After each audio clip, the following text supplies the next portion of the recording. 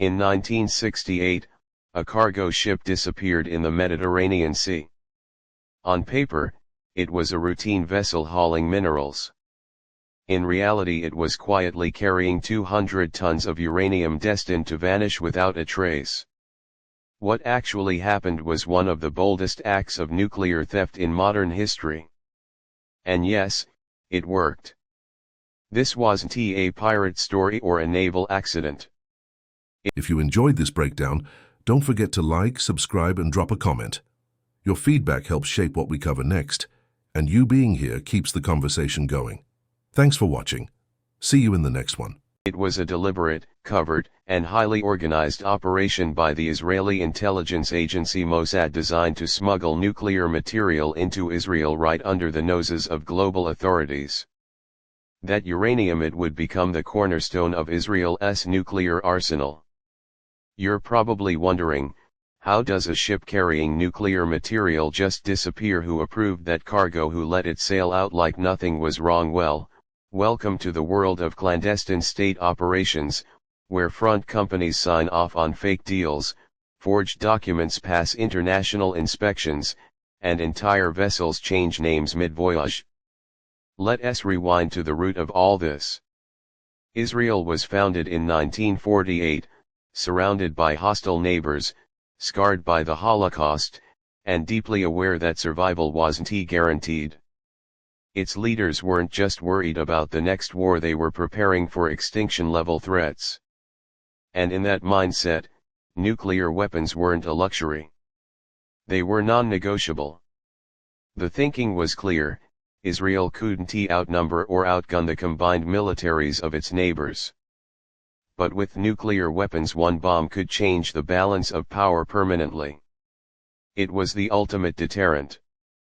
A quiet threat that would make enemies think twice before launching a full-scale assault. David Ben-Gurion, Israel's first prime minister, saw it as essential, not optional. And by the 1950s, the nuclear plan was already in motion. The first major player to step in, France. Back then, Paris wasn't exactly shy about helping Israel in the shadows. A secret partnership gave Israel access to reactor technology, including the construction of the Dimona facility in the Negev desert where uranium could be processed into weapons-grade plutonium. But having the facility didn't mean much without the fuel. And uranium, that wasn't exactly something you could just buy at the corner store. This is where things get murky and bold. Over the years, Israel developed a multi-pronged strategy to quietly acquire the nuclear material it needed. Sometimes it meant buying uranium through shady deals with friendly companies. Other times, it meant outright theft, like the mysterious case of NUMEC, the American nuclear facility where significant amounts of uranium went missing under suspicious circumstances. The US government never officially pinned it on Israel, but the whispers never stopped. And then there's the 1968 hijacking. The Shearsburg. The operation was straight out of a Cold War thriller, only it wasn't fiction. A cargo ship loaded with uranium ore sails out into the Mediterranean. Everything appears above board, but somewhere along the way, the ship is diverted. Its identity scrubbed. Its cargo transferred. And by the time anyone realizes something's off, it's too late. The uranium is gone, the ship reappears under a different name, and Israel is that much closer to becoming a nuclear power. The entire mission was executed with surgical precision. Mossad didn't just hijack a ship, they hijacked international oversight. They used front companies that looked legitimate. They faked documentation that held up under scrutiny. The uranium was moved in secret, under cover of night, and slipped into Israeli hands without triggering any alarms. It wasn't a one-off. This was part of a long-term pattern. Throughout the 1960s and 70s, Israel's nuclear procurement operations expanded globally. The playbook was the same: covert shipments, diplomatic deception, and smuggling rings. South America, Europe, North America, Africa. They built relationships with uranium suppliers, cultivated foreign officials, and paid the right people to look the other way. One of the most significant relationships apartheid South Africa. The two nations found common ground in isolation, both internationally shunned, both interested in nuclear capabilities, and both willing to work around regulations to get what they wanted. Israel got uranium. South Africa got technology. And both walked away stronger. These weren't backroom deals over handshakes and cigars. This was an international shadow economy where cargo was relabeled, shipping routes were rerouted, and entire operations were buried under layers of legal ambiguity. The brilliance and the danger was in how well it worked. Israel managed to acquire enough uranium to run the Dimona reactor at full capacity. From there, they produced plutonium. And from that plutonium came weapons. Not one or two, but an arsenal. Estimates today range from 80 to 400 nuclear warheads. Let that sink in. In the middle of one of the most volatile regions on Earth, a country the size of New Jersey built and maintained a full nuclear weapons program, without ever officially confirming it existed. Israel still hasn't signed the Nuclear Non-Proliferation Treaty. It also hasn't openly tested a nuclear weapon. But it doesn't need to. The ambiguity is the deterrent.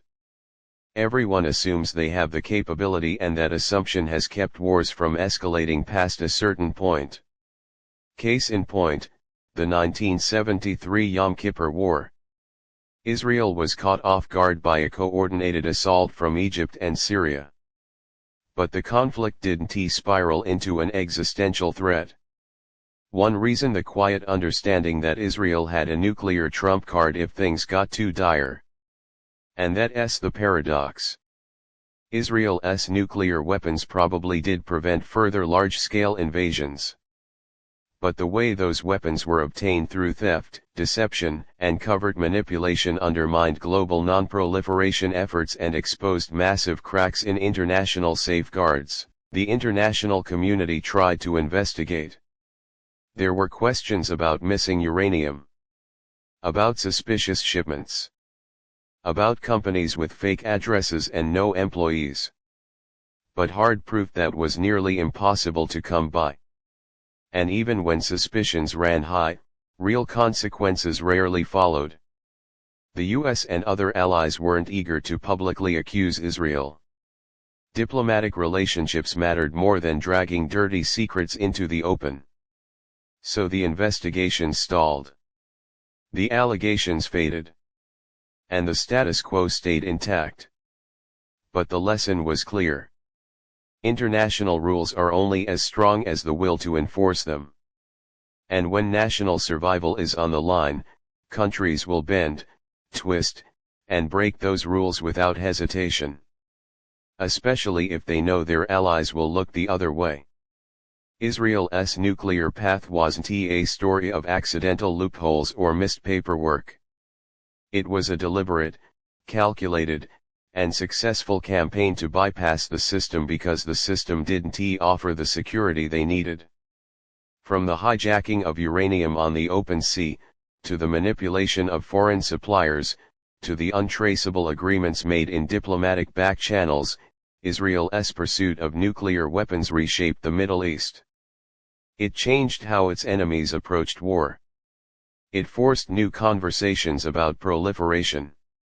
It even rewrote the rules of international diplomacy, where a silent threat could carry more weight than public declarations. To this day, Israel's nuclear arsenal remains officially unacknowledged. No press conferences. No photos of warheads. No admissions. But the entire world knows it's there. And it all started with a ship that disappeared in the night.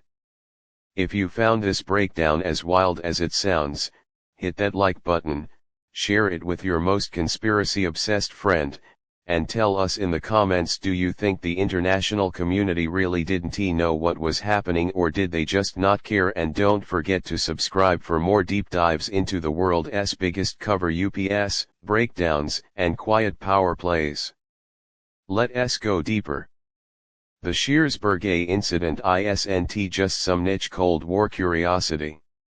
It's a masterclass in state-level deception, a warning shot for how far a nation will go when it believes its survival is non-negotiable. And what makes it even more shocking is how completely it succeeded. No international fallout. No smoking gun. No official accusations. Just silence. And that silence wasn't accidental.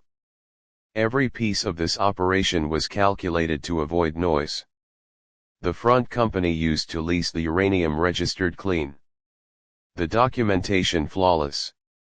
The shipping route modified mid-transit. By the time the uranium touched Israeli soil, the paper trail had already vanished. This wasn't just about obtaining nuclear material. It was about not getting caught, because being exposed would risk everything: alliances, military aid, diplomatic standing, and Israel's image as the West's trusted partner in the Middle East. So how do you steal 200 tons of uranium and make it look like nothing happened? You run a logistical labyrinth. The ship may have been flagged from Liberia, the company may have been Dutch, the cargo may have been labeled as phosphate, and the crew, well, good luck finding their real names. These weren't mistakes. This was a symphony of misdirection. And Mossad, they weren't new to this. By the 1960s, Israeli intelligence had mastered covert operations. Kidnapping Adolf Eichmann in Argentina, that was them. Sabotaging Egypt's German missile program, also them. Stealing nuclear material from under the world's nose, just another Tuesday. But let us talk about the why again. The trauma of the Holocaust didn't fade in 20 years. Israel wasn't just defending its borders, it was defending its right to exist. In that context, nuclear weapons weren't just a strategic tool. They were a shield. An insurance policy against another existential threat. And so the question inside Israeli leadership wasn't should we do this, it was how fast can we make it happen. They needed uranium. They didn't have their own mines.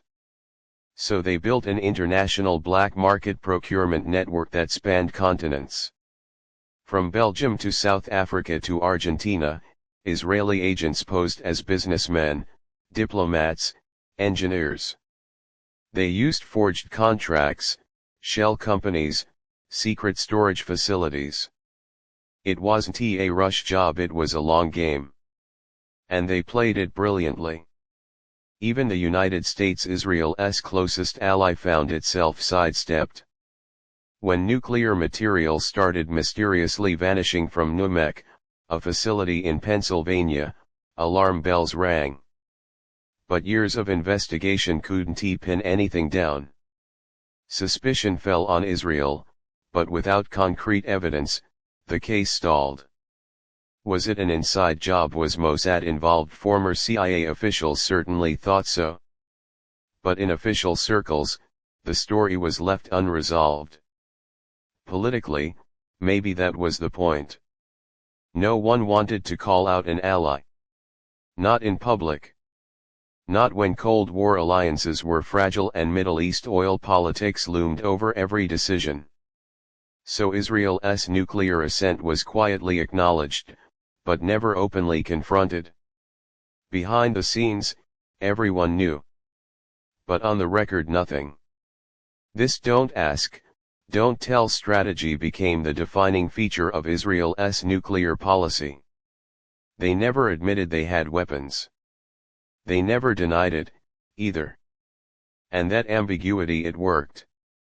It gave Israel the benefits of nuclear deterrence without the diplomatic consequences of violating non-proliferation norms. And that brings us to the fallout. No, not the radioactive kind. The geopolitical kind. Israel's nuclear capability reshaped the region. It put every enemy on notice, and after the 1973 Yom Kippur War, it became clear, no matter how bad things got on the battlefield, full-scale annihilation wasn't on the table. Not unless someone wanted to risk triggering the nuclear option. That silent threat, that unspoken line, was enough to stabilize things, temporarily. But let us not pretend there weren't consequences. Other countries in the region took notice. Proliferation pressures increased. And suddenly, the race wasn't just about military strength, it was about acquiring the ultimate insurance policy. That's how nuclear arms races begin. One nation acts in secret, and others respond out of fear. Meanwhile, the global non-proliferation regime took a hit. If Israel could do this and walk away clean, what did that say about the system, about the safeguards, about the idea that powerful nations play by the rules? Spoiler, they don't. Not when national security is at stake. And here's the kicker: Israel didn't even need to test a weapon. They never dropped one. Never detonated one in the desert. But the world believed they had them. And in nuclear strategy, belief is just as powerful as proof. You don't need to see the bomb, just knowing it exists changes every decision on the chessboard. That's the power Israel cultivated. Quiet. Implied. But absolutely real. By the 1980s, it was widely accepted that Israel had a fully operational nuclear program. Intelligence leaks confirmed warhead estimates. Reports surfaced about delivery systems, missiles, submarines, aircraft. And still, no formal acknowledgement. Not from Israel. Not from the US. Not from anyone. Because acknowledging it would mean confronting how it all happened. And no one really wanted to touch that. Not the uranium shipments that vanished. Not the shipping companies that dissolved. Not the offshore accounts that funded the purchases. Not the diplomats who facilitated backdoor deals. It was too messy. Too politically inconvenient. And honestly, too late. Israel had the weapons. The world had moved on. So what's left now? A legacy. A reminder that the rules don't apply equally. That desperation and ingenuity can rewrite global norms. That a tiny country, backed into a corner, can outmaneuver the biggest powers on earth if it's smart enough and desperate enough. And maybe that's the most unsettling part. Because if Israel could do it in the 60s with typewriters, paper trails, and analog logistics, what could other nations pull off today, with digital anonymity, cryptocurrency, and fractured global oversight? Israel's nuclear program wasn't just a case study in intelligence work. It was a blueprint. A demonstration that the line between non-proliferation and proliferation isn't defined by technology, it's defined by intent. Where there's political will, there's a workaround. And to this day, every new proliferation crisis, whether in Iran, North Korea, or elsewhere, sits in the shadow of what Israel pulled off. Because the precedent has been set. Steal a ship, forge a contract, smuggle uranium, deny everything, build your bomb, and let the world catch up later. It's not elegant. It's not ethical. But it worked. There's one more thing that makes the story so unsettling, and it's not just the logistics, or the fact that Israel pulled off a high-seas uranium heist without triggering international outrage. It's the silence that followed. You'd expect some kind of reckoning, right? Maybe a UN investigation, a round of sanctions, something. But nothing came. The Shears Brigade disappeared, the uranium was processed, and Israel's nuclear capability quietly locked into place. And everyone just sort of moved on. the world's most advanced intelligence agencies, they knew. Of course they knew. But what do you do when your ally is the one breaking the rules? That's the quiet hypocrisy of geopolitics. Enforcement depends on who's doing the breaking. If it's your enemy, you condemn. If it's your ally, you whisper, you deflect, you delay. You pretend not to notice, because calling it out could unravel bigger things: alliances, arms deals, strategic cooperation. So the US and others looked away. That wasn't an accident. That was policy. And Israel understood that game perfectly. They built their program not just with uranium and reactors, but with silence, ambiguity, and diplomacy.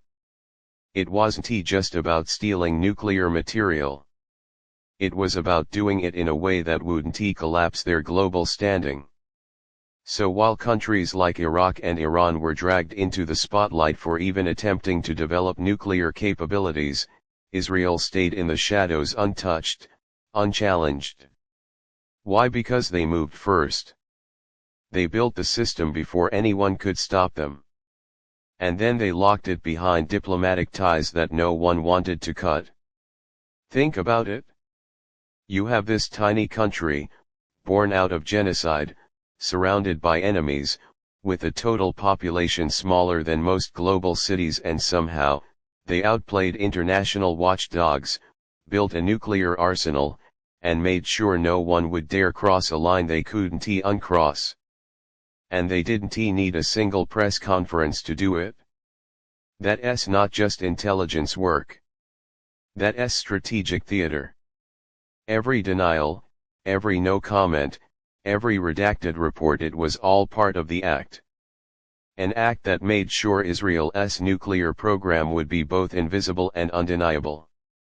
And let us not kid ourselves, it worked because no one wanted to stop it. The US needed Israel as a Middle East partner. Europe didn't want the diplomatic headache. The Arab states too divided to push for serious accountability. And the international nuclear regulatory bodies, their hands were tied without cooperation from the big powers. So Israel walked between the raindrops. And here's the part that really sticks with you: after the Shearsburg incident, and the Numex scandal, and the secret shipments through South Africa and Europe, Israel never once paid a price. No sanctions.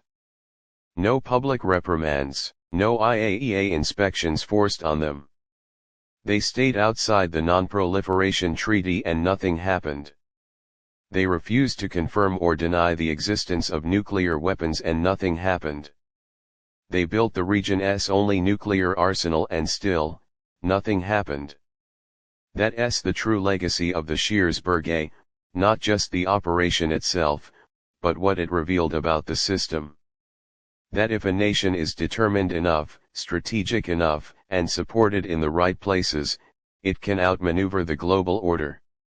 And once it succeeds, the world learns to live with the outcome. So where does that leave us in a world where proliferation isn't just about capability, it's about permission? About timing? About who you are and who you know? Israel didn't just break the rules. They rewrote the unspoken ones. And the rest of the world adjusted accordingly. Still think global nuclear security is airtight? Then you haven't been paying attention. If this shook your understanding of how power actually works, drop a comment below. Like the video if you want more real stories with zero sugarcoating. And hit that subscribe button because we're just getting started.